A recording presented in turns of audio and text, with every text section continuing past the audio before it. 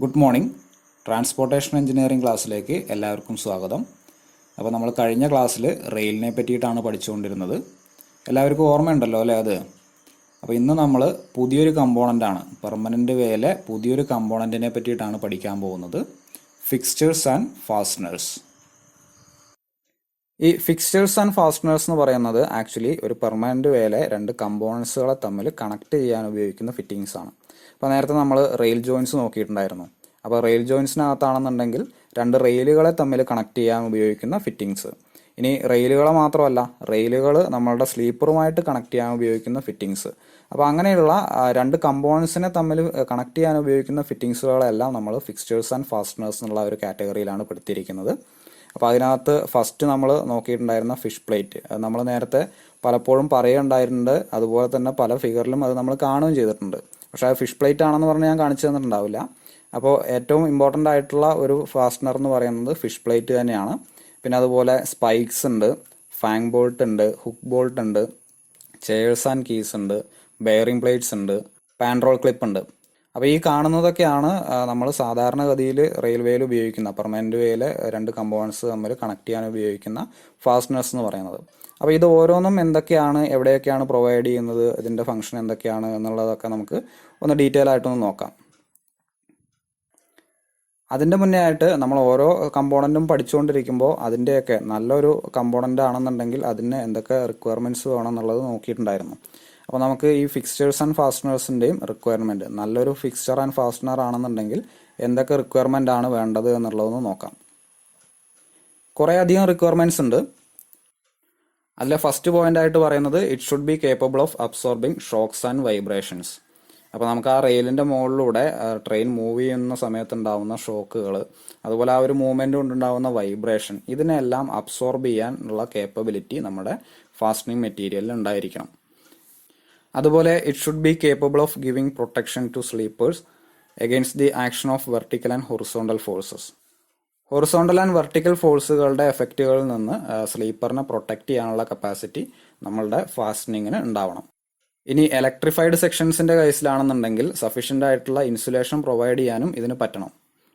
മാത്രമല്ല നല്ലൊരു ഫാസ്റ്റനർ ആണെന്നുണ്ടെങ്കിൽ അത് ക്രീപ്പ് റെസിസ്റ്റ് ചെയ്യണം, അതുപോലെ തന്നെ കറക്റ്റായിട്ടുള്ള ഗേജ് സെക്യൂർ ചെയ്യാൻ പറ്റണം, ചീപ്പായിരിക്കണം. ഈ ചീപ്പായിരിക്കണം എന്ന് പറയുന്നത് നമ്മളെല്ലാ അതിനകത്തും പഠിക്കുന്നതാണല്ലേ. അപ്പോൾ നിങ്ങൾക്ക് എക്സാമിന് ഏതൊരു മെറ്റീരിയലിനെ പറ്റിയിട്ട് അല്ലെങ്കിൽ ഏതൊരു കമ്പോണൻറ്റിനെ പറ്റിയിട്ട് ചോദിച്ചാലും അതിൻ്റെ എല്ലാം റിക്വയർമെൻ്റ് ആയിട്ട് പറയാവുന്ന ഒരു പോയിൻ്റാണ് ഇറ്റ് ഷുഡ് ബി ചീപ്പ് എന്ന് പറയുന്നത്. ഓക്കെ, ഇനി രണ്ട് കമ്പോണൻസിനെ തമ്മിൽ ജോയിൻ ചെയ്യാൻ വേണ്ടിയിട്ടാണ് നമ്മളിത് ഉപയോഗിക്കുന്നത്. അങ്ങനെ ജോയിൻ ചെയ്യാൻ വേണ്ടിയിട്ട് ഒരുപാട് കമ്പോണൻസ് ഒന്നും ഉപയോഗിക്കേണ്ടി വരരുത്. നമുക്ക് maximum lesser number of components ഉള്ള ഒരു മെറ്റീരിയലാണ് അല്ലെങ്കിൽ ഒരു ഫാസ്റ്റനറാണ് ഏറ്റവും നല്ലത്. അതുപോലെ ഇത് ഡ്യൂറബിൾ ആയിരിക്കണം, നോൺ കൊറോസീവ് ആയിരിക്കണം. ഇനി ഇത് ഫിക്സ് ചെയ്യാനും അതുപോലെ തന്നെ എന്തെങ്കിലും റിപ്പയർ വർക്കുകളൊക്കെ വരികയാണെന്നുണ്ടെങ്കിൽ അതിനെ അഴിച്ചു മാറ്റാനോ അഡ്ജസ്റ്റ് ചെയ്യാനോ ഇതിനെല്ലാം ഈസി ആയിരിക്കണം. അല്ലാതെ നമ്മൾ കാര്യമായിട്ട് അങ്ങോട്ട് ഫിക്സ് ചെയ്തു, നല്ല പ്രോപ്പറായിട്ട് ഹോൾഡ് ചെയ്യാനൊക്കെ പറ്റുന്നുണ്ട്, പക്ഷെ എന്തെങ്കിലും ഒരു കേസ്, ഏതെങ്കിലും ഒരു റിപ്പയർ വരുന്ന സമയത്ത് ഇതിനെ അഴിച്ചു മാറ്റാനൊക്കെ ഭയങ്കര ഡിഫിക്കൽട്ട് ആണെന്നുണ്ടെങ്കിൽ അത് കുറച്ച് ബുദ്ധിമുട്ടാണ്. അപ്പോൾ അങ്ങനെയൊന്നും ആവരുത്. നല്ല രീതിയിൽ നമുക്ക് ഫിക്സ് ചെയ്യാനും അതേപോലെ തന്നെ അഡ്ജസ്റ്റ് ചെയ്യാനും ഈസി ആയിട്ടുള്ള മെറ്റീരിയൽസ് ആണ് നമ്മൾ യൂസ് ചെയ്യേണ്ടത്. ഇനിയുണ്ട് requirements. It should have sufficient strength to resist damage due to derailment. ഇനി ഡീറെയിൽമെൻറ്റ് ഉണ്ടാവുകയാണെന്നുണ്ടെങ്കിലും ആ സമയത്തും ഡാമേജ് ആവാത്ത അത്രയും സ്ട്രെങ്ത് നമ്മളുടെ ഈ പറയുന്ന ഫാസ്റ്റനറിന് ഉണ്ടാവണം. അടുത്ത പോയിന്റ് പറയുന്നത് നമ്മളുടെ ഈ ഫാസ്റ്റനർ എന്ന് പറയുന്നത് നമ്മൾ ഏതെങ്കിലും രണ്ട് കമ്പോണൻസിനെ തമ്മിൽ കണക്ട് ചെയ്യാൻ വേണ്ടി ഉപയോഗിക്കുന്നതായിരിക്കും. അപ്പോൾ അത് കൃത്യമായിട്ട് പ്രോപ്പറായിട്ട് ഹോൾഡ് ചെയ്ത് കണക്ട് ചെയ്ത് നിന്നാൽ മാത്രമാണ് നമ്മളുടെ ട്രെയിനിന് ഈ ട്രാക്കിൻ്റെ മുകളിലൂടെ പോകാൻ പറ്റുള്ളൂ. നമുക്ക് കൃത്യമായിട്ടുള്ള ഗേജ് മെയിൻറ്റെയിൻ ചെയ്യാനൊക്കെ ഈ ഫാസ്റ്റനർ കൃത്യമായിട്ട് ആ പ്രോപ്പർ ഹോൾഡിംഗ് ഉണ്ടായിരിക്കണം. അപ്പോൾ അതുകൊണ്ട് തന്നെ ഈ പറയുന്ന ഫാസ്റ്റനേഴ്സ് ഫിക്സ് ചെയ്യാനും അതുപോലെ റിമൂവ് ചെയ്യാനും നമുക്ക് ഓൺലി സ്പെഷ്യൽ ടൂൾസ് വെച്ച് മാത്രമാണ് അത് നടക്കാൻ പാടുള്ളൂ. ഫിക്സ് ചെയ്യണമെങ്കിലും അതുപോലെ തന്നെ റിമൂവ് ചെയ്യണമെങ്കിലും സ്പെഷ്യൽ ടൂൾസിൻ്റെ ആവശ്യം ഉണ്ടായിരിക്കണം. അല്ലാതെ സാധാരണ നമ്മൾ യൂസ് ചെയ്യുന്ന സാധാരണക്കാരൻ്റെ കയ്യിൽ പോലുമുള്ള ടൂൾസ് വെച്ചിട്ട് ഇത് റിമൂവ് ചെയ്യാനോ ഫിക്സ് ചെയ്യാനോ ഒന്നും സാധിക്കരുത്. കാരണം എന്താണ്, നമുക്കിപ്പോൾ സാധാരണക്കാർക്ക് പോലും ഇത് റിമൂവ് ചെയ്ത് കളയാൻ പറ്റുമെങ്കിൽ ഒരു റെയിൽ ആക്സിഡൻറ്റ് ഉണ്ടാക്കാൻ നമുക്കൊരു സാധാരണക്കാരനെ കൊണ്ട് പറ്റും. ഒരു ട്രെയിൻ ആക്സിഡൻ്റ് ആയിക്കഴിഞ്ഞാൽ ഒരു മാസീവ് കാഷ്വാലിറ്റിയാണ് അവിടെ ഉണ്ടാകുന്നത് അല്ലേ. അപ്പോൾ നമുക്കത് തീവ്രവാദ പ്രവർത്തനങ്ങൾ പോലെയുള്ള പ്രശ്നങ്ങളൊക്കെ നമുക്ക് ഒഴിവാക്കാൻ വേണ്ടിയിട്ടാണ് നമ്മൾ ഇത് റിമൂവ് ചെയ്യാനും ഫിക്സ് ചെയ്യാനും സ്പെഷ്യൽ ആയിട്ടുള്ള ടൂൾസ് തന്നെ വേണം. അതായത് റെയിൽവേ ജീവനക്കാർക്ക് മാത്രമാണ്, അത് റിപ്പയർ ചെയ്യേണ്ട ആളുകൾക്ക് മാത്രമാണ് ഇത് റിമൂവ് ചെയ്യാനോ ഫിക്സ് ചെയ്യാനോ ഒക്കെ സാധിക്കാൻ പാടുള്ളൂ. അതാണ് ആ പോയിന്റ് പറയുന്നത്. ഇനി അടുത്തത് നമുക്ക് അറിയാവുന്ന കേസാണ് it should keep the rail in correct position, level and alignment. ഇത് നമ്മൾ നേരത്തെ ഡിസ്കസ് ചെയ്തതാണ്. Next one, it should not be too rigid. നമ്മളത് രണ്ട് കമ്പോണൻസിനെ തമ്മിൽ കണക്ട് ചെയ്യാൻ അല്ലെങ്കിൽ പ്രോപ്പറായിട്ട് ഹോൾഡ് ചെയ്യാനും നേരത്തെ പറഞ്ഞതുപോലെ റെയിലിനെയൊക്കെ കറക്റ്റ് പൊസിഷനിൽ നിർത്താനൊക്കെയാണ് ഉപയോഗിക്കുന്നതെങ്കിലും ഇത് നമ്മൾ ഒരുപാട് ടൈറ്റായിട്ട് ഒരുപാട് റിജിഡായിട്ടൊന്നും കൊടുക്കാറില്ല. അങ്ങനെ ഓവറായിട്ട് റിജിഡായിട്ട് കൊടുത്തു കഴിഞ്ഞാലുള്ള പ്രശ്നമെന്ന് പറയുന്നത് റെയിലിൻ്റെ മുകളിൽ എപ്പോഴും വരുന്നത് വൈബ്രേഷൻസ് ആണ്. ട്രെയിനിൻ്റെ ആ ഒരു മൂവ്മെൻറ്റ് കൊണ്ടുണ്ടാകുന്ന വൈബ്രേഷൻസ് ആണ്. അപ്പോൾ അങ്ങനെ കണ്ടിന്യൂസ് ആയിട്ടുള്ള വൈബ്രേഷനിൽ ഇത് വല്ലാതെ റിജിഡ് ആണെന്നുണ്ടെങ്കിൽ അത് സ്വയം തന്നെ എങ്ങനെ ആ വൈബ്രേഷൻസിൽ ലൂസായി വരാനുള്ള സാധ്യതയുണ്ട്. അപ്പോൾ അതുകൊണ്ട് ഓവറായിട്ട് നമ്മൾ ടൈറ്റ് ചെയ്ത് കൊടുക്കാറില്ല. അടുത്ത രണ്ട് പോയിന്റുകൾ പിന്നെ നമുക്ക് ആലോചിച്ചാൽ മനസ്സിലാക്കാവുന്നതേ ഉള്ളൂ. അതിൻ്റെ ലാറ്ററൽ ഫോഴ്സുകളെ റെസിസ്റ്റ് ചെയ്യാനുള്ള സ്ട്രെങ്ത് ഉണ്ടായിരിക്കണം. അതുപോലെ തന്നെ ഹൈ ടോർക്ക് റെസിസ്റ്റൻസും ഉണ്ടായിരിക്കണം. ഇത്രയൊക്കെയാണ് നല്ലൊരു ഫിക്സ്ചർ ആൻഡ് ഫാസ്റ്റനറിന് വേണ്ട റിക്വയർമെൻറ്റ്സ് എന്ന് പറയുന്നത്. അപ്പോൾ ഇനി നമ്മൾ നേരത്തെ പറഞ്ഞതുപോലെ ഓരോ ഫാസ്റ്റനേഴ്സും എന്തൊക്കെയാണ്, എവിടെയൊക്കെയാണ് കൊടുക്കുന്നത്, ഏതൊക്കെ കമ്പോണൻസിനാണ് കണക്ട് ചെയ്യുന്നത് എന്നൊക്കെ ഒന്ന് നോക്കാം. അതിൽ നമ്മൾ ആദ്യമായിട്ട് നോക്കാൻ പോകുന്നത് ഫിഷ് പ്ലേറ്റുകളെ പറ്റിയിട്ടാണ്. അപ്പോൾ നമ്മൾ നേരത്തെ ജോയിൻ്റ് ഒക്കെ പഠിച്ച സമയത്ത് ആ ജോയിൻറ്റുകളിലെല്ലാം കണ്ടിരുന്ന ഒരു സംഭവമാണ് ഫിഷ് പ്ലേറ്റ്. അപ്പോൾ ഫിഷ് പ്ലേറ്റ് ഇല്ലാതെ ഒരിക്കലും രണ്ട് റെയിലുകളെ തമ്മിൽ കണക്ട് ചെയ്യാൻ പറ്റില്ല, അല്ലെങ്കിൽ ജോയിൻ ചെയ്യാൻ പറ്റില്ല. ഇനി ഈ ഒരു സെക്ഷൻ്റെ അകത്ത് ഇതാണ് നമ്മൾ ഒരു ഫിഷ് പ്ലേറ്റോട് കൂടിയ ഒരു ജോയിൻറ്റിൻ്റെ ക്രോസ് സെക്ഷൻ എന്ന് പറയുന്നത്. ഇത് നമ്മളുടെ റെയിലിൻ്റെ സെക്ഷനാണ്. അതിൻ്റെ രണ്ട് സൈഡിലുമായിട്ടാണ് നമ്മൾ ബാക്ക് ടു ബാക്ക് എന്നുള്ള രീതിയിൽ ഫിഷ് പ്ലേറ്റുകൾ കൊടുക്കും. അങ്ങനെയാണ് അത് കണക്ട് ചെയ്യുന്നത്. അപ്പോൾ ഇതിൻ്റെ സെക്ഷനിൽ ആ ഒരു സെക്ഷൻ നോക്കുന്ന സമയത്ത് ഒരു ഫിഷിൻ്റേതായിട്ടുള്ള ഒരു രൂപം വരുന്നത് കൊണ്ടാണത്രേ ഇതിനെ നമ്മൾ ഫിഷ് പ്ലേറ്റ് എന്ന് വിളിക്കുന്നത്. പക്ഷേ ഇത്ര കാലം നോക്കിയിട്ടും എനിക്ക് ഏത് ഫിഷിനുമായിട്ടൊരു സാദൃശ്യം ഇതുവരെയും എനിക്ക് തോന്നിയിട്ടില്ല. ഇനി നിങ്ങൾ നോക്കിയിട്ട് ഏതെങ്കിലും ഒരു ഫിഷിൻ്റെ രൂപം തോന്നുന്നുണ്ടെങ്കിൽ എനിക്ക് കൂടി ഒന്ന് പറഞ്ഞു തന്നാൽ നന്നായിരുന്നു. കാരണം നമുക്ക് അടുത്ത ആളുകളോട് പറയുന്ന സമയത്ത് ഇത് ഇങ്ങനെയാണ്, ഈ ഒരു ഫിഷിൻ്റെ രൂപമാണെന്നൊക്കെ പറയാലോ. അതിനി എന്ത് തന്നെ ആയാലും ആ പേരിട്ടവർക്ക് ഏതോ ഒരു മീനിൻ്റെ രൂപം തോന്നിയിട്ടുണ്ട്. അപ്പോൾ അതുകൊണ്ട് നമ്മൾ അതിനെ ഫിഷ് പ്ലേറ്റ് എന്നാണ് വിളിക്കുന്നത്. അപ്പോൾ അതിൻ്റെ എലവേഷൻ നോക്കിയാൽ ഈ രീതിയിലായിരിക്കും കാണുക. സെക്ഷനിൽ ഈ ഒരു ഷേപ്പാണ് വരുന്നത്. അപ്പോൾ ഇതും വരയ്ക്കാൻ പഠിക്കണം. റിയൽ ആയിട്ടുള്ള പിക്ചേഴ്സ് കൂടി ഒന്ന് കണ്ടോളൂ. ഈ കാണുന്നതാണ് നമ്മളുടെ ഫിഷ് പ്ലേറ്റ്, ഇതിൻ്റെ എലവേഷനാണത്. ഇനി നമ്മൾ ആ റെയിലിൻ്റെ ആ വെബുമായിട്ട് കണക്ട് ചെയ്യുന്ന സമയത്ത് ഈ ഒരു രീതിയിലായിരിക്കും. നമ്മൾ ഫിഷ് പ്ലേറ്റുകളുടെ കുറേ സെക്ഷൻസ്, കുറേ പീസുകൾ നമ്മൾ സ്റ്റാക്ക് ചെയ്ത് വെച്ചിരിക്കുന്നതാണ് ഈ കാണുന്നത്. ഓക്കെ, ഫിഷ് പ്ലേറ്റിനെ ഡിഫൈൻ ചെയ്യുകയാണെന്നുണ്ടെങ്കിൽ നമുക്ക് ഇങ്ങനെ ചെയ്യാം. These are the plates which are used to connect to rails together. They maintain the continuity of the rail with proper alignment and to allow expansion or contraction of rails caused due to the temperature variations. അപ്പോൾ ഇതിനകത്ത് തന്നെ കുറച്ച് points പറയുന്നുണ്ട്. മെയിനായിട്ട് സിമ്പിളായിട്ട് പറയുകയാണെന്നുണ്ടെങ്കിൽ രണ്ട് റെയിലുകളെ തമ്മിൽ കണക്ട് ചെയ്യാൻ ഉപയോഗിക്കുന്ന ഫിറ്റിങ്സ് ആണ് ഫിഷ് പ്ലേറ്റ് എന്നുള്ളത്. ഈ ഫിഷ് പ്ലേറ്റുകളാണ് നമ്മൾ റെയിൽ ജോയിൻറ്റിൻ്റെ ഇൻട്രൊഡക്ഷനിൽ പറഞ്ഞതുപോലെ റെയിലുകളുടെ കണ്ടിന്യൂറ്റി മെയിൻറ്റെയിൻ ചെയ്യുന്നത്. കൃത്യമായിട്ടുള്ള അലൈൻമെൻറ്റോട് കൂടി നമ്മളുടെ റെയിലിൻ്റെ കണ്ടിന്യൂറ്റി മെയിൻറ്റെയിൻ ചെയ്യാൻ സഹായിക്കുന്നത് ഫിഷ് പ്ലേറ്റുകളാണ്. പിന്നെ അത് മാത്രമല്ല, ഫിഷ് പ്ലേറ്റുകൾക്ക് നമ്മൾ അതിനകത്തുണ്ടാവുന്ന തെർമൽ എക്സ്പാൻഷൻ അല്ലെങ്കിൽ കോൺട്രാക്ഷൻ, ആ ഒരു ടെമ്പറേച്ചർ വേരിയേഷൻ കൊണ്ടുണ്ടാകുന്ന എക്സ്പാൻഷനെയും കോൺട്രാക്ഷനും ഒക്കെ നമുക്ക് അതിനകത്ത് അലോ ചെയ്യാൻ പറ്റുന്ന രീതിയിലായിരിക്കണം നമ്മളുടെ ഫിഷ് പ്ലേറ്റ്.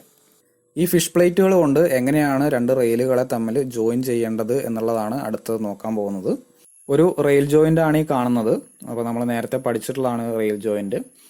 ഇതിനകത്ത് രണ്ട് റെയിലുകൾ ഇങ്ങനെ എൻഡ് ടു എൻഡ് ആയിട്ട് വന്ന് നിൽക്കുന്നുണ്ട്. ചെറിയൊരു എക്സ്പാൻഷൻ ഗ്യാപ്പ് ഇവിടെ പ്രൊവൈഡ് ചെയ്തിട്ടുണ്ട്. അപ്പോൾ ഇതിനെ തമ്മിൽ കണക്ട് ചെയ്തുകൊണ്ട് ഇവിടെ ഒരു ഫിഷ് പ്ലേറ്റ് ഇരിക്കുന്നുണ്ട്. അപ്പോൾ ഈ ഒരു വ്യൂവിലാണെന്നുണ്ടെങ്കിലും ഈ ഒരു സെക്ഷണൽ വ്യൂവിലാണെന്നുണ്ടെങ്കിലും നമുക്ക് ഒരു സിംഗിൾ ഫിഷ് പ്ലേറ്റേ കാണാനുള്ളൂ. ആക്ച്വലി നമ്മുടെ വെബിൻ്റെ രണ്ട് സൈഡിലുമായിട്ട് നമ്മൾ ബാക്ക് ടു ബാക്ക് ആയിട്ട് രണ്ട് ഫിഷ് പ്ലേറ്റുകൾ വെച്ചിട്ടാണ് ഇതിനെ കണക്ട് ചെയ്യുന്നത്. ഇപ്പോൾ ഈ ഒരു റെയിലിൻ്റെ അപ്പുറത്തെ സൈഡിലും നമുക്കൊരു ഫിഷ് പ്ലേറ്റ് ഉണ്ട്, നമുക്ക് ഈ ഒരു വ്യൂവിൽ കാണാത്തതാണ്.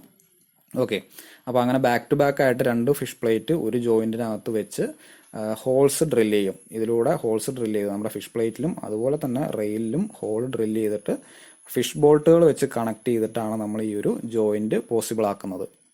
അപ്പോൾ ഇനി ഹോൾസ് ഡ്രിൽ ചെയ്യുന്ന കാര്യത്തിൽ ശ്രദ്ധിക്കാനുള്ള ഒരു കാര്യം എന്ന് പറയുന്നത്, നമ്മൾ ആൾട്ടർനേറ്റ് ആയിട്ട് ഒരു ഹോള് നമ്മൾ സർക്കുലർ ആയിട്ട് ഡ്രിൽ ചെയ്ത് കഴിഞ്ഞാൽ, ഫിഷ് പ്ലേറ്റിനകത്ത് കൊടുക്കുന്ന ഹോൾസ് ആണ്, ഒരു ഹോള് നമ്മൾ സർക്കുലർ ആയിട്ട് കൊടുത്തു കഴിഞ്ഞാൽ അടുത്ത ഹോൾ എന്ന് പറയുന്നത് നമ്മൾ ഓവൽ ഷേപ്പ് അല്ലെങ്കിൽ കുറച്ചൊന്ന് എലോങ്ങേറ്റഡ് ആയിട്ടുള്ള ഒരു ഷേപ്പിലാണ് നമ്മൾ ആ ഒരു ഹോൾ ഡ്രിൽ ചെയ്യുന്നത്. അപ്പോൾ ഇതൊന്ന് എലോങ്ങേറ്റഡ് ആണെന്നുണ്ടെങ്കിൽ അടുത്തതൊന്ന് സർക്കുലർ, പിന്നെ വീണ്ടും എലോങ്ങേറ്റഡ്, അതുപോലെ അടുത്തത് സർക്കുലർ. ആ ഒരു ഫാഷനിലാണ് നമ്മൾ ഇതിനകത്ത് ഫിഷ് പ്ലേറ്റിനകത്ത് ഹോൾ ഡ്രിൽ ചെയ്യുന്നത്. പിന്നെ ഒരു ഫിഷ് പ്ലേറ്റിനകത്ത് നമ്മൾ സാധാരണയായിട്ട് 4 ഫിഷ് ബോൾട്ടുകളാണ് പ്രൊവൈഡ് ചെയ്യാറുള്ളത്. ഇനി ആ ഫിഷ് ബോൾട്ട് പ്രൊവൈഡ് ചെയ്തെന്ന് തന്നെ ഈ ഒരു ഫിഗറിൽ കണ്ടാൽ അറിയാം. ആ ബോൾട്ട് ഹെഡ് ഒന്ന് ഇവിടെ നിന്ന് അങ്ങോട്ടാണെന്നുണ്ടെങ്കിൽ അടുത്തത് അവിടെ നിന്ന് തിരിച്ച് ഇങ്ങോട്ട്, അങ്ങനെ ആൾട്ടർനേറ്റ് ആയിട്ട് 2 ഡയറക്ഷനിൽ നിന്നുമാണ് നമ്മൾ ഫിഷ് ബോൾട്ടുകൾ പ്രൊവൈഡ് ചെയ്യുന്നത്. അപ്പോൾ അതുകൊണ്ടാണ് നമ്മൾ ഇങ്ങനെ ഒന്ന് ഓവലായിട്ടും ഒരു ഹോള് സർക്കുലർ ആയിട്ടും കൊടുക്കുന്നത്. കാരണം നമ്മൾ ഇവിടെ വെച്ചിരിക്കുന്ന ഫിഷ് പ്ലേറ്റിന്റെ ഇവിടെയുള്ള അറേഞ്ച്മെന്റിന് നേരെ റിവേഴ്സ് ആയിരിക്കും ഇതിന്റെ ഈ ഒരു ഇപ്പുറത്തെ സൈഡിൽ വരുന്ന ഫിഷ് പ്ലേറ്റ്. അപ്പോൾ ഇവിടെ ഒരു ഓവൽ ഷേപ്പ് ആണെന്നുണ്ടെങ്കിൽ ഇതിന്റെ നേരെ ബാക്കിൽ വരുന്നത് ഒരു സർക്കുലർ ആയിട്ടുള്ള ഹോൾ ആയിരിക്കും. അപ്പോൾ ഇങ്ങനെ ഒരു അറേഞ്ച്മെന്റ് ചെയ്യുന്നത് എന്തിനു വേണ്ടിയിട്ടാണ്? ഒന്ന്, നമ്മൾ നേരത്തെ പറഞ്ഞതുപോലെ ആ ഒരു ടൂ മച്ച് റിജിഡിറ്റി എന്നുള്ള ഒരു പ്രശ്നം ഒഴിവാക്കാൻ വേണ്ടിയിട്ടാണ്. അതുപോലെ തന്നെ ടെമ്പറേച്ചർ കൊണ്ടുണ്ടാവുന്ന എക്സ്പാൻഷൻ അത് നമുക്ക് അലോ ചെയ്ത് കൊടുക്കാൻ വേണ്ടിയിട്ടൊക്കെയാണ് ഇതിൻ്റെ ഓരോ ഹോൾസ് നമ്മൾ ഇങ്ങനെ ഓവലായിട്ട് കൊടുക്കുന്നത്. ഇനി റെയിലിനകത്ത് ഡ്രിൽ ചെയ്യുന്ന ഹോളിനും പ്രത്യേകത ഉണ്ട്. അത് നമ്മൾ സർക്കുലർ ആയിട്ട് തന്നെയാണ് കൊടുക്കുന്നത്. പക്ഷേ നമ്മളുടെ ആ ഒരു റെയിൽ ബോൾട്ടിൻ്റെ ഡയമീറ്ററിനേക്കാൾ കൂടുതൽ ഒരു 5 mm അല്ലെങ്കിൽ ഒരു 6 mm ഒക്കെ കൂടുതൽ ഡയമീറ്ററിലാണ് നമ്മൾ റെയിലിനകത്ത് ഡ്രിൽ ചെയ്യുന്ന ഹോളുകൾ കൊടുക്കുന്നത്. അപ്പോൾ അതും നേരത്തെ പറയുന്നത് പോലെ നമ്മൾ ടെമ്പറേച്ചർ കൊണ്ടുണ്ടാവുന്ന ആ ഒരു തെർമൽ എക്സ്പാൻഷൻ അല്ലെങ്കിൽ കോൺട്രാക്ഷനൊക്കെ കോമ്പൻസേറ്റ് ചെയ്യാൻ വേണ്ടിയിട്ടാണ് നമ്മൾ ആ ഒരു രീതിയിൽ കുറച്ച് അധികം ഡയമീറ്റർ കൊടുക്കുന്നത്. പിന്നെ ഈ ഫിഷ് പ്ലേറ്റിൻ്റെ ലെങ്ത് എന്ന് പറയുന്നത്, നമ്മൾ ഇന്ത്യയിൽ ഉപയോഗിക്കുന്ന ഫിഷ് പ്ലേറ്റിൻ്റെ ലെങ്ത് എന്ന് പറയുന്നത് 457 mm ആണ്. ഇനി വേറൊരു കാര്യം കൂടി പറയാം. നമ്മളൊരു നല്ല റെയിലിൻ്റെ റിക്വയർമെൻ്റ് എന്ന് പഠിച്ച സമയത്ത് നമ്മളിങ്ങനെ ഹെഡിൻ്റെ ബോട്ടം പോർഷൻ അതുപോലെ ഫുട്ടിൻ്റെ ടോപ്പ് പോർഷൻ ഇതെല്ലാം ഫിഷ് പ്ലേറ്റിനെ റിസീവ് ചെയ്യാൻ പാകത്തിലായിരിക്കണം എന്ന് പഠിച്ചിട്ടുണ്ടായിരുന്നു. ഓർമ്മയുണ്ടോ? ഞാനിങ്ങനെ ആ മുകളിലും താഴെയൊക്കെ ഓരോ വരയൊക്കെ വരച്ച് കാണിച്ചു തന്നിട്ടുണ്ടായിരുന്നു. അപ്പോൾ ഇത് ഈ ഫിഷ് പ്ലേറ്റിൻ്റെ ഒരു അല്ലെങ്കിൽ ഫിഷ് പ്ലേറ്റ് കണക്ട് ചെയ്യുന്നതിലെ ഒരു പ്രത്യേകത കൊണ്ടാണ്. നമ്മളിപ്പോൾ വെബിൻ്റെ 2 സൈഡിലുമായിട്ടാണ് ഫിഷ് പ്ലേറ്റ് കണക്ട് ചെയ്യുന്നതെങ്കിലും ഈ വെബുമായിട്ട് അല്ലെങ്കിൽ വെബുമായിട്ട് പ്രത്യേകിച്ചൊരു കണക്ഷനും നമ്മളുടെ ഫിഷ് പ്ലേറ്റിന് ഇല്ല. ഫിഷ് പ്ലേറ്റ് ഡയറക്റ്റ് ആയിട്ട് കോണ്ടാക്റ്റിൽ വരുന്നത് നമ്മളുടെ ഹെഡിൻ്റെ ഈ ബോട്ടം പോർഷനും അതുപോലെ ഫുട്ടിൻ്റെ ടോപ്പ് പോർഷനിലും മാത്രമാണ്. വെബുമായിട്ട് ചെറിയൊരു ഗ്യാപ്പ് ഇട്ടിട്ടാണ് നമ്മളെപ്പോഴും ഫിഷ് പ്ലേറ്റ് കണക്ട് ചെയ്യാറുള്ളത്. അപ്പോൾ ഈ ഒരു ഷേപ്പ് കണ്ടാൽ അറിയാം, രണ്ടും ഒരു ചെറിയ സ്ലോപ്പിലാണ് കൊടുത്തിരിക്കുന്നത് അല്ലേ? അപ്പോൾ ആ സ്ലോപ്പ് എത്രയാണെന്നുള്ളതൊക്കെ നിങ്ങൾ ആ റെയിലിൻ്റെ സെക്ഷനിൽ നോക്കിയാൽ മനസ്സിലാവും. അപ്പോൾ ഈ ഒരു ഷേപ്പ് ആയതുകൊണ്ട് തന്നെ നമുക്ക് ഫിഷ് പ്ലേറ്റും റെയിലുമായിട്ട് ഉണ്ടാക്കുന്ന കോണ്ടാക്ട് സർഫസ് ഏരിയ എന്ന് പറയുന്നതും കുറവാണ്. അപ്പോൾ അവിടെ ഉണ്ടാകുന്ന വെയർ ആൻഡ് ടയർ ഒക്കെ മാക്സിമം കുറയ്ക്കാൻ വേണ്ടിയിട്ട് ഈ ഒരു അറേഞ്ച്മെന്റ് സഹായിക്കുന്നുണ്ട്. അത് മാത്രമല്ല, ഇനി ഒരുപാട് കാലം കൊണ്ട് ഈ ഫിഷ് പ്ലേറ്റിനകത്ത് അല്ലെങ്കിൽ ഈ ഒരു സർഫസിനകത്ത് വെയർ ആൻഡ് ടയറും വന്നിട്ടുണ്ടെങ്കിൽ പോലും നമുക്ക് ഈ ഒരു ഷേപ്പ് ആയതുകൊണ്ട് ഇതിനെ ഒന്നുകൂടി ഒന്ന് ടൈറ്റ് ചെയ്ത് കഴിഞ്ഞാൽ, ഈ ഒരു ഫിഷ് ബോൾട്ടുകളെ ഒന്നുകൂടി ടൈറ്റ് ചെയ്ത് കഴിഞ്ഞാൽ കുറച്ചുകൂടി അങ്ങനെ അകത്തോട്ട് കയറി നിൽക്കും. അപ്പോൾ വീണ്ടും ആ ഒരു ടൈറ്റ്നെസ് നമുക്ക് വീണ്ടും അച്ചീവ് ചെയ്യാൻ പറ്റും. അപ്പോൾ ആ ഒരു രീതിയിലാണ് നമ്മൾ ഫിഷ് പ്ലേറ്റ് ഡിസൈൻ ചെയ്തിരിക്കുന്നത്. നേരെ മറിച്ച് നമ്മുടെ ഫിഷ് പ്ലേറ്റ് ഡയറക്റ്റ് ആയിട്ട് നമ്മുടെ വെബിലേക്കാണ് കണക്ട് ചെയ്തിരുന്നതെങ്കിൽ, ആ വെബുമായിട്ട് ടച്ച് ചെയ്യുന്ന രീതിയിലാണ് നമ്മൾ കണക്ട് ചെയ്തിരുന്നതെങ്കിൽ ഒരിക്കലും നമ്മൾ ഇങ്ങനെ വെയർ കൊണ്ടുണ്ടാവുന്ന ആ ഒരു പ്രശ്നം ഇങ്ങനെ നമുക്ക് ഫിഷ് ബോൾട്ടുകളൊന്ന് ടൈറ്റ് ചെയ്തുകൊണ്ട് സോൾവ് ചെയ്യാൻ പറ്റില്ലായിരുന്നു. കാരണം എന്താണ്, മാക്സിമം നമുക്ക് ഇതിനകത്തേക്ക് കയറ്റി വെക്കാവുന്ന അത്രയും നമ്മൾ കയറ്റി വെച്ച് കഴിഞ്ഞാൽ ആ വെബിൽ ഇങ്ങനെ ടച്ച് ചെയ്തിട്ടാണ് നിൽക്കുന്നത്. പിന്നെ എഗെയിൻ നമ്മൾ ഫിഷ് ബോൾട്ട് ടൈറ്റ് ചെയ്തുകൊണ്ട് നമുക്ക് ആ ഒരു ഫിറ്റ്നസ് അച്ചീവ് ചെയ്യാൻ പറ്റില്ല. അപ്പോൾ ഇങ്ങനെ ഒരു ഷേപ്പ് ആൻഡ് ഡിസൈൻ ആയതുകൊണ്ട് നമുക്ക് ഈ രീതിയിലുള്ള ഒരു ബെനിഫിറ്റ് കൂടി ഇതിനകത്ത് കിട്ടുന്നുണ്ട്. ഇപ്പം ഞാൻ ഈ പറഞ്ഞ കാര്യങ്ങളൊക്കെ തന്നെയാണ് ഞാൻ ഈ ഒരു സ്ലൈഡിലും അതുപോലെ തന്നെ ഇതിൻ്റെ അടുത്ത ഈ ഒരു സ്ലൈഡിനകത്തും എഴുതി വെച്ചിരിക്കുന്നത്. ഓക്കെ, അപ്പോൾ ഇത്രയാണ് ഫിഷ് പ്ലേറ്റുകളെ പറ്റി പറയാനുള്ളത്. എവിടെയാണ് ഫിഷ് പ്ലേറ്റിൻ്റെ ആ ഒരു കണക്ഷൻ വരുന്നത് എന്നുള്ളത് പറഞ്ഞു, അതെങ്ങനെയാണ് കണക്ട് ചെയ്യുന്നത് എന്നുള്ളതും പറഞ്ഞു. അപ്പോൾ അതിനകത്ത് ഫിഷ് പ്ലേറ്റുകളും ഫിഷ് ബോൾട്ടുകളും ഇത് രണ്ടും വെച്ചിട്ടാണ് നമ്മൾ കണക്ട് ചെയ്യുന്നത്. ഓക്കെ, മറ്റൊരു ഫാസ്റ്റനറാണ് സ്പൈക്സ്. ഈ സ്പൈക്സ് എന്ന് പറയുമ്പോൾ നമ്മളുടെ റെയിലിനെ പണ്ടുകാലത്ത് ഉപയോഗിച്ചിരുന്ന വുഡൻ സ്ലീപ്പേഴ്സുമായിട്ട് കണക്ട് ചെയ്യാൻ ഉപയോഗിച്ചിരുന്ന മെറ്റീരിയലാണ് സ്പൈക്സ്. ഈ സ്പൈക്സ് തന്നെ പലതരത്തിലുണ്ട്. ഡോഗ് സ്പൈക്സ് ഉണ്ട്, അതുപോലെ സ്ക്രൂ സ്പൈക്ക് ഉണ്ട്, റൗണ്ടഡ് സ്പൈക്ക് ഉണ്ട്, എലാസ്റ്റിക് സ്പൈക്സ് ഉണ്ട്. അപ്പോൾ ഈ കാണിച്ചിരിക്കുന്നത് ഒരു ഡോഗ് സ്പൈക്കിൻ്റെ ഫിഗറാണ്. അതിൻ്റെ പ്ലാനിൽ നോക്കിക്കഴിഞ്ഞാൽ നമുക്കൊരു സ്ക്വയർ സെക്ഷനാണ് വരുന്നത്. അതിൻ്റെ എൻഡ് ഈ പറയുന്നത് പോലെ ഇങ്ങനെ ടാപ്പർ ചെയ്ത് കൊടുത്തിട്ടുണ്ടാവും. പിന്നെ അതിൻ്റെ ഹെഡ് ഈ കാണുന്ന ഒരു ഷേപ്പിലായിരിക്കും. അപ്പോൾ ഈ ഒരു ഷേപ്പ് വരുന്നത് കൊണ്ടാണ് നമ്മൾ അതിനെ ഡോഗ് സ്പൈക്ക് എന്ന് പറയുന്നത്. ഇനി അത് പ്രൊവൈഡ് ചെയ്യുന്നതിന് പ്രത്യേകതയുണ്ട്. ഇവിടെ ഈ ഡോട്ടഡ് ആയിട്ട് കാണിച്ചിരിക്കുന്നതാണ് സ്പൈക്ക്. അപ്പോൾ ഒരിക്കലും നമ്മൾ ഒരു റെയിലിൻ്റെ ഒരേ ലൈനിൽ തന്നെ, ഇപ്പോൾ ഇവിടെ കാണിച്ചിരിക്കുന്നുണ്ട് ഒരു സ്റ്റാഗേർഡ് ഫാഷനിലാണ് നമ്മൾ സ്പൈക്ക് പ്രൊവൈഡ് ചെയ്തിരിക്കുന്നത്. അപ്പോൾ ആ ഒരു ഫാഷനിലാണ് നമ്മൾ സ്പൈക്കുകൾ എപ്പോഴും പ്രൊവൈഡ് ചെയ്യാറുള്ളത്. ഡയറക്റ്റ് ഓപ്പോസിറ്റ് ആയിട്ട് ഒരേ ലൈനിൽ വരുന്ന രീതിയിൽ ഒരിക്കലും നമ്മൾ സ്പൈക്ക് പ്രൊവൈഡ് ചെയ്യാറില്ല. കാരണം എന്താണ്, നമ്മൾ താഴെ യൂസ് ചെയ്യുന്നത് വുഡൻ സ്ലീപ്പറാണ്. നമ്മൾ ഒരേ ലൈനിൽ തന്നെ സ്പൈക്ക് യൂസ് ചെയ്യുകയാണെന്നുണ്ടെങ്കിൽ ഒരേ ലൈനിലായിരിക്കും അതിൻ്റെ ഹോൾസ് വരിക. അപ്പോൾ അതിൻ്റെ ആ ഒരു ഹോൾസ് ഇങ്ങനെ ഒരേ ലൈനിലായതുകൊണ്ട് ആ ഫൈബേഴ്സ് ഇങ്ങനെ സ്പ്ലിറ്റ് ചെയ്ത് നമ്മുടെ സ്ലീപ്പർ തന്നെ സ്പ്ലിറ്റ് ആവാനുള്ള സാധ്യതയുണ്ട്. അപ്പോൾ അത് ഒഴിവാക്കാൻ വേണ്ടിയിട്ട് നമ്മളിങ്ങനെ ഒരു സ്റ്റാഗേർഡ് മാനറിലാണ് പ്രൊവൈഡ് ചെയ്യാറുള്ളത്. പിന്നെ പ്രോപ്പർ ആയിട്ടുള്ള ആ ഒരു ഹോൾഡിംഗ് പവർ കിട്ടണമെങ്കിൽ ഈ സ്പൈക്ക് എന്ന് പറയുന്നത് കറക്റ്റ് വെർട്ടിക്കലി തന്നെ ഇൻസേർട്ട് ചെയ്യണം. അതുപോലെ അതിനകത്ത് കൊടുക്കുന്ന ബ്ലോസ് ഒക്കെ ഇത് നമ്മളിങ്ങനെ അടിച്ചിറക്കുകയാണ് ചെയ്യുന്നത്. ആ ബ്ലോസ് എന്ന് പറയുന്നത് കറക്റ്റ് വെർട്ടിക്കൽ ആവണം. എന്നാൽ മാത്രമാണ് ഇത് കൃത്യമായിട്ട് വെർട്ടിക്കലി ഈ ഒരു ഇതിനകത്ത് ഫിക്സ് ആവുള്ളൂ. നമുക്ക് വേണമെങ്കിൽ സാധാരണ രീതിയിൽ ഇത് അടിച്ചിറക്കാം. അതല്ലാന്നുണ്ടെങ്കിൽ കുറച്ചും കൂടി ബെറ്റർ ആയിട്ടുള്ള മെത്തേഡ് എന്ന് പറയുന്നത് നമ്മൾ ആദ്യം തന്നെ സ്ലീപ്പറിനകത്ത് ഒരു ഹോള് ഡ്രില്ല് ചെയ്തിട്ട് ഒരു ബോർ ഹോൾ ആദ്യം ക്രിയേറ്റ് ചെയ്തിട്ട് അതിന് ശേഷം ആ ഹോളിലേക്ക് നമ്മുടെ സ്പൈക്ക് അടിച്ചിറക്കുന്നതാണ് ഏറ്റവും നല്ല മെത്തേഡ് എന്ന് പറയുന്നത്. അപ്പോൾ അങ്ങനെ നമ്മൾ ബോർ ചെയ്യുന്ന ആ ഒരു ഹോളിൻ്റെ ഡയമീറ്റർ എന്ന് പറയുന്നത് നമ്മുടെ സ്പൈക്കിൻ്റെ ഡയമീറ്ററിനേക്കാൾ കുറച്ച് കുറവായിരിക്കണം. എന്നാൽ മാത്രമാണ് നമുക്ക് ആ ഒരു പ്രോപ്പർ ഹോൾഡിംഗ് കപ്പാസിറ്റി നമുക്ക് അതിനകത്ത് കിട്ടുകയുള്ളൂ. അപ്പോൾ ഇത്രയൊക്കെയാണ് നമുക്ക് സ്പൈക്കിനെ പറ്റി പറയാനുള്ളത്. അപ്പോൾ ഈ കാണുന്നത് ഡോഗ് സ്പൈക്ക് ആണെന്ന് ഞാൻ പറഞ്ഞു. ഇനി സ്ക്രൂ സ്പൈക്ക് ഉണ്ട്. ഈ കാണുന്നതാണ് ഒരു സ്ക്രൂ സ്പൈക്ക് എന്ന് പറയുന്നത്. ഇതെല്ലാം ഡോഗ് സ്പൈക്കാണ്. ഈ കാണുന്നത് ഒരു ഡോഗ് സ്പൈക്കാണ്. അപ്പോൾ ഈ ഒരു ഹെഡ് കാണുന്ന സമയത്ത് ചെറുതായിട്ടൊരു ഡോഗിൻ്റെ ഹെഡ് പോലെയൊക്കെ ഏറെക്കുറെ ഉണ്ട്. ആ ഒരു സിമിലാരിറ്റി ഉള്ളതുകൊണ്ടാണ് ഡോഗ് സ്പൈക്ക് എന്ന് പറയുന്നത്. ഈ സ്ക്രൂ സ്പൈക്ക് ആണെന്നുണ്ടെങ്കിൽ അതിൻ്റെ ഡ്രോയിങ് ആണ് ഈ കാണുന്നത്. അതുപോലെ റൗണ്ട് സ്പൈക്കിൻ്റെ ഡ്രോയിങ് ഉണ്ട്, എലാസ്റ്റിക് സ്പൈക്കിൻ്റെ ഒക്കെ ഉണ്ട്. അപ്പോൾ ഈ ചിത്രങ്ങളൊക്കെ ഒന്ന് വരയ്ക്കാൻ പഠിക്കണം. ആ ഡയമെൻഷൻസ് ഒക്കെ ഒന്ന് ഓർത്ത് വെക്കണം.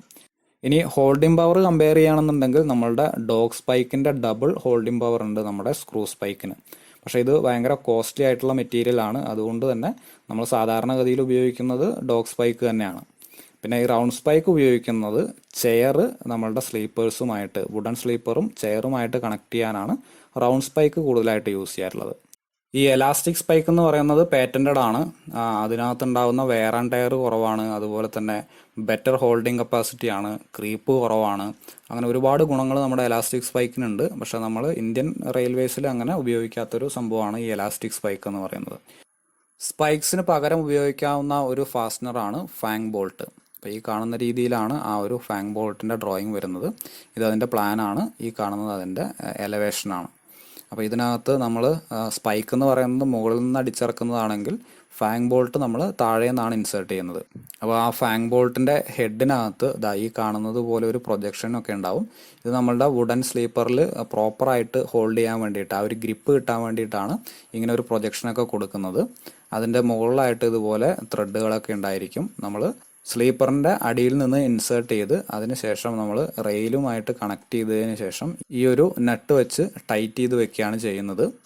ഫാങ് ബോൾട്ട് ആക്ച്വലി നമ്മുടെ സ്പൈക്കിനേക്കാൾ കുറച്ചും കൂടി എഫക്റ്റീവ് ആണ്. കാരണം അതിൻ്റെ ആ ഗ്രിപ്പും അതുപോലെ തന്നെ ആ ഹോൾഡിംഗ് പവറൊക്കെ ഇമ്പ്രൂവ്ഡ് ആയിട്ടുള്ള ഒരു മെറ്റീരിയലാണ് ഫാങ് ബോൾട്ട് എന്ന് പറയുന്നത്. പക്ഷെ നമുക്ക് അതിൻ്റെ ഓപ്പറേഷണൽ ഡിഫിക്കൽട്ടീസ് കാരണം നമുക്കത് ഇൻസേർട്ട് ചെയ്യാനും അതുപോലെ എന്തെങ്കിലും റിപ്പയർ ഒക്കെ വരുന്ന സമയത്ത് അഴിച്ചെടുക്കാനും ഒക്കെയുള്ള ആ ഒരു ഡിഫിക്കൽട്ടീസ് കാരണം നമ്മൾ ഫാങ് ബോൾട്ട് അങ്ങനെ ഉപയോഗിക്കാറില്ല. സ്പൈക്ക് തന്നെയാണ് ഉപയോഗിക്കുന്നത്. അടുത്തത് ഹുക്ക് ബോൾസ് ആണ്. ഈ ഹുക്ക് ബോൾസ് എന്ന് പറയുന്നത് നമ്മൾ റെയിൽവേ ബ്രിഡ്ജസിൽ ഉപയോഗിക്കേണ്ടി വരുന്ന ഒരു ഫാസ്റ്റനറാണ്. അപ്പോൾ റെയിൽവേ ബ്രിഡ്ജസിൽ നമ്മൾ ഉപയോഗിക്കുന്നത് പ്ലേറ്റ് ഗേർഡേഴ്സ് ആണെന്നുള്ളത് നമ്മൾ പ്ലേറ്റ് ഗേർഡേഴ്സിൻ്റെ കാര്യം SIDയിൽ പ്ലേറ്റ് ഗേർഡേഴ്സ് പഠിച്ച സമയത്ത് നമ്മൾ പറഞ്ഞിട്ടുണ്ടായിരുന്നതാണ്. നമ്മൾ അതിൻ്റെ വീഡിയോയും നമ്മുടെ ചാനലിനകത്ത് തന്നെ കിടക്കുന്നുണ്ട്. അപ്പോൾ പ്ലേറ്റ് ഗേർഡേഴ്സിൻ്റെ ഫ്ലാഞ്ചുമായിട്ട് നമ്മളുടെ സ്ലീപ്പേഴ്സ്, പ്ലേറ്റ് ഗാർഡറിൻ്റെ മുകളിൽ പിന്നെ സ്ലീപ്പർ വെച്ച് അതിൻ്റെ മുകളിൽ റെയിൽ വെച്ചിട്ടാണ് നമ്മൾ റെയിൽവേ ബ്രിഡ്ജസിലൂടെ ട്രാക്ക് ലേ ചെയ്യുന്നത്. അപ്പോൾ നമ്മുടെ ആ ഒരു ഗേർഡറിൻ്റെ ഫ്ലാഞ്ചുമായിട്ട് നമ്മളുടെ സ്ലീപ്പറിനെ കണക്ട് ചെയ്യാൻ വേണ്ടിയിട്ടാണ് ഹുക്ക് ബോൾട്ടുകൾ പ്രൊവൈഡ് ചെയ്യുന്നത്. ഇതിൻ്റെ ഈ ഒരു പോർഷൻ നമ്മളുടെ ഗേർഡറിൻ്റെ ഫ്ലാഞ്ചുമായിട്ട് ഹുക്ക് ചെയ്ത് വെക്കും. അതിനുശേഷം അതിൻ്റെ മുകളിൽ വരുന്ന സ്ലീപ്പറിലെ ഹോളിലൂടെ ഇത് പുറത്തേക്ക് എടുക്കും. എന്നിട്ട് നമ്മൾ നെറ്റ് വെച്ച് ടൈറ്റ് ചെയ്തിട്ടാണ് നമ്മൾ സ്ലീപ്പർ ആ ഒരു ഫ്ലാഞ്ച് പ്ലേറ്റുമായിട്ട്, നമ്മുടെ ഗേർഡറിൻ്റെ ഫ്ലാഞ്ച് പ്ലേറ്റുമായിട്ട് കണക്ട് ചെയ്യുന്നത്. അപ്പോൾ ഈ പർപ്പസിന് വേണ്ടിയിട്ടാണ് നമ്മൾ ഹുക്ക് ബോൾട്ടുകൾ ഉപയോഗിക്കുന്നത്. അടുത്തത് ചെയേഴ്സ് ആൻഡ് കീസ് ആണ്. അപ്പോൾ ഈ ചെയേഴ്സ് നമ്മൾ നേരത്തെ തന്നെ കണ്ടതാണ്. കാരണം നമ്മൾ ബുൾ ഹെഡഡ് റെയിൽസിൻ്റെ ഒക്കെ കേസ് പറഞ്ഞ സമയത്ത് ബുൾ ഹെഡഡ് റെയിൽ അതിൻ്റെ സ്ലീപ്പറിനകത്ത് സ്റ്റേബിളായിട്ട് നിൽക്കില്ല. അങ്ങനെ സ്റ്റേബിളായിട്ട് നിൽക്കണമെങ്കിൽ നമ്മളതിന് ഒരു ചെയറിൻ്റെ ഹെൽപ്പ് കൂടി വേണമെന്നൊക്കെ നമ്മൾ ആ സമയത്ത് പറഞ്ഞിട്ടുണ്ടായിരുന്നു.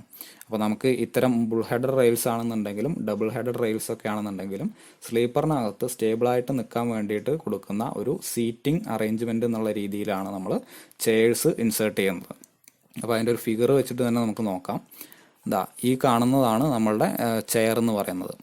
ആക്ച്വലി ഈ ചെയറിനകത്ത് 2 ജോസ് ഉണ്ട്. ഈ കാണുന്ന രീതിയിൽ 2 ജോസ് ഉണ്ട്. അതിൽ ഒരു ജോയുമായിട്ട് നമ്മുടെ റെയിലിൻ്റെ വെബ് ചേർത്ത് വെക്കും. അതിനുശേഷം ഇവിടെ ഒരു റെയിൽ സീറ്റിംഗ് എന്ന് പറയുന്ന ഒരു പോർഷൻ കൂടിയുണ്ട്, റെയിൽ സീറ്റ്. 2 ജോസും ഒരു റെയിൽ സീറ്റും ആണുള്ളത്. നമ്മൾ ഈ പറയുന്ന റെയിൽ സെക്ഷൻ സീറ്റിൽ വെക്കും, അതിനുശേഷം ഒരു ജോവുമായിട്ട് ചേർത്ത് വെക്കും. ഇനി ഇതിൻ്റെ ഈ ഒരു പോർഷനിൽ ചെറിയൊരു ഗ്യാപ്പ് ഉണ്ടാവും.